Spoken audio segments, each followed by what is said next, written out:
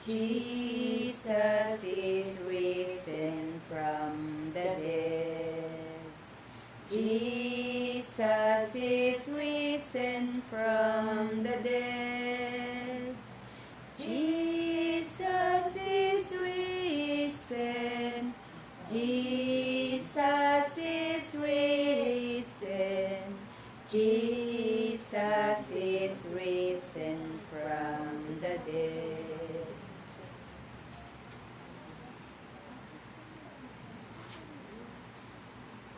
Ang mabuting balita ng ating Panginoon ayon kay San Marcos. Papuri sa iyo, Panginoon. Ang pinakamahalagang utos, narinig ng isa sa mga eskribang naroon ang kanilang pagkatalo at tanto niyang mahusay ang pagkasagot ni Jesus sa mga Saduceo. Kaya lumapit siyang nagtanong, alin po utos ang pinakamahalaga? Sumagot si Jesus, ito ang pinakamahalagang utos, pakinggan mo Israel. Ang Panginoon na ating Diyos, siya lamang ang Panginoon. Ibigin mo ang Panginoon mong Diyos ng buong puso, ng buong kaluluwa, ng buong pag-iisip, at ng buong lakas. Ito naman ang pangalawa, ibigin mo ang iyong kapwa gaya ng iyong sarili.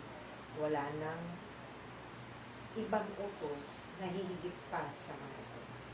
Tama po, guro, wika ng eskriba. Totoong-totoo ang sinasabi ninyo. Iisa ang Diyos at wala nang iba, liban sa Kanya.